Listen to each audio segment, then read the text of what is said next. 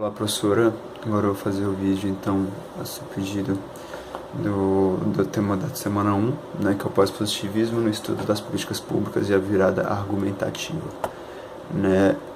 Para o início da discussão dessa semana, é interessante ver a trajetória histórica no estudo das políticas públicas, né, e que se inicia já na diferença de política para política pública, né, que lá no início eles tomaram como política pública o processo do governo em ação após decisões executivas ou parlamentares, por exemplo, nas quais, nesse caso, se diferencia da política partidária, que envolve a questão de legitimidade de eleições e etc. Né? Então, a partir daí, entende-se que as políticas eram a concretização do governo em ação, como o Lawson fala, né? O ato de governing, né? Conjugado no gerúndio mesmo. E a partir daí, assim, no início, teve já essa visão de política pública muito atrelada àquela perspectiva estadunidense da reengenharia social, né, que me lembra muito, inclusive, eu acho que tem uma base bem weberiana, no sentido de uma olhada na questão de racionalidade instrumental, neutralidade, né. O mito dessa reengenharia fala, né, da questão de uma racionalização como caminho único para reorganizar a sociedade segundo o objetivo da eficácia. E a partir daí surgiu a primeira teoria, uma das primeiras bases do pensamento do estudo, da análise, né, da política pública, que é aquela RPP, Análise Racional de Políticas Públicas, que entende a política pública como uma ação racional e sistematizada do governo para poder atingir seus níveis, né, e seus objetivos, com a questão da neutralidade. Então eles não entendem tanto ou não veem tanto as questões mais sociais e políticas numa perspectiva mais filosófica do que pode ser a política pública.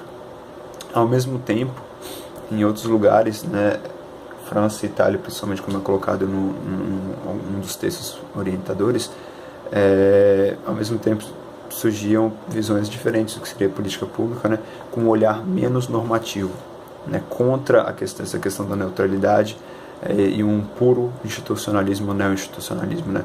O próprio Thomas Dye coloca os problemas públicos, que os problemas públicos existiriam menos, mesmo sem o reconhecimento da intervenção do governo, ou seja, a política pública ela independe apenas da ação estatal, né.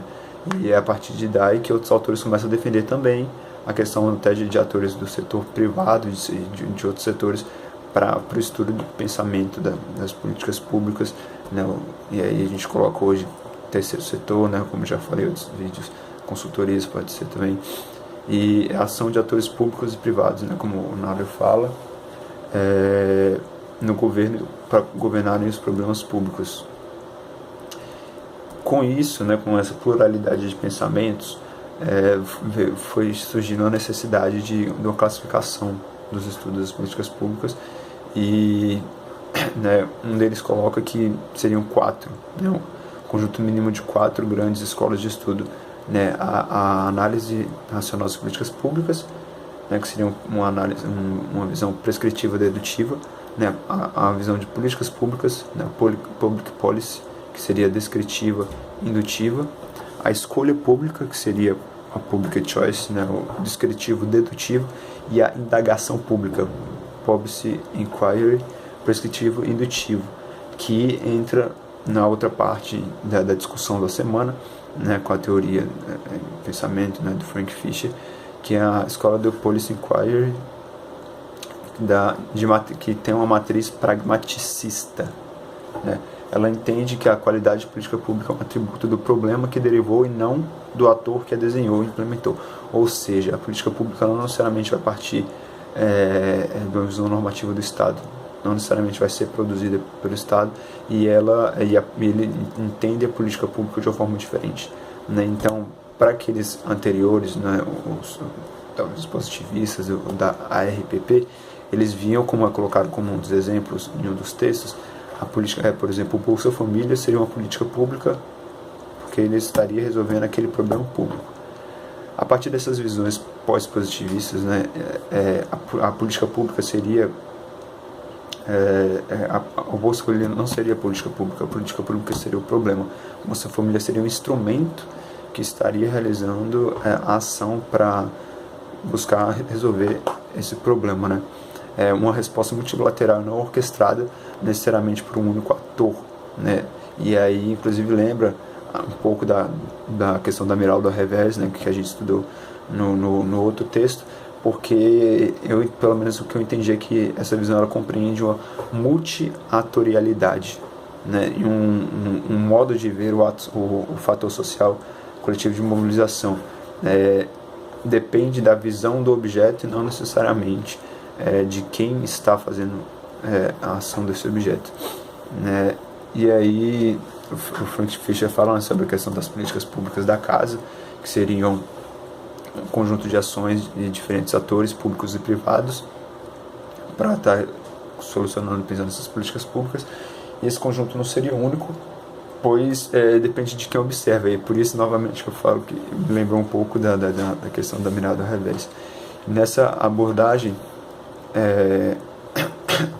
do Policy Inquiry, eles buscam, de um lado, descrever os processos da política pública de uma forma mais realista e desencantada do possível. Ou seja, e aí traz uma questão bem interessante daquela tabela, né, que é colocada também como um dos textos que ajudam na compreensão do tema da semana, que coloca a política pública positivista e argumentativa pós-positivista, que nesse pensamento positivista, né, nesse primeiro pensamento das políticas públicas no início, era visto de uma forma muito instrumental, né, uma racionalidade instrumental, talvez muito tecnocrático e muito empirismo, que de certa forma a partir da virada argumentativa, né, um pós-positivismo, você começa a compreender diferentes atores e diferentes interpretações para que possa se entender essa política pública. Então, a interpretação ela tem um peso muito maior do que necessariamente o dado empírico, né? O dado que é conseguido de acordo com as pesquisas. Até porque eles acreditam, né, na positivista, na política pública positivista, numa neutralidade na ciência, que é diferente, né, no pós-positivista, no argumentativo, que ele compreende que o objeto depende da interpretação do ator. Acho que tem um quê de análise do discurso, né?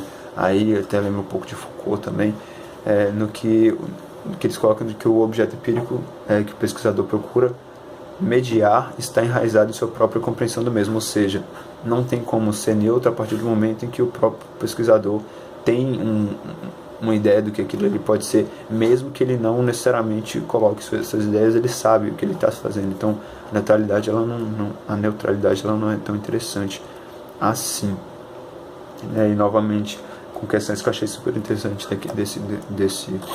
desse quadro, terminando, né, colocando uma coisa que a gente discutiu em vários dos textos, né, do problema público, que ele, nesses positivistas, né, nos anteriores, ou nessas primeiras visões lá, que eles colocavam que os problemas eram definidos pelos iluminados, né, ou apenas pelo político legitimamente eleito, pelo tecnocrata, e sem não tem um viés tão social assim, de a sociedade participando desse crescimento, desse pensamento, que é o contrário, né, a partir do momento que nas outras visões, no pós-positivismo, o problema ele em seu contexto particular, ele é visto em seu contexto particular. O argumenta em vez de uma prova indutiva ou dedutiva, e o tipo de argumento relevante para diferentes questões. Ou seja, eles buscam mais atores, mais interpretações para poder entender um objeto diferente do que os outros fazem, só de indicação do que deve ser realizado. E eu acho que é isso. Obrigado, professora.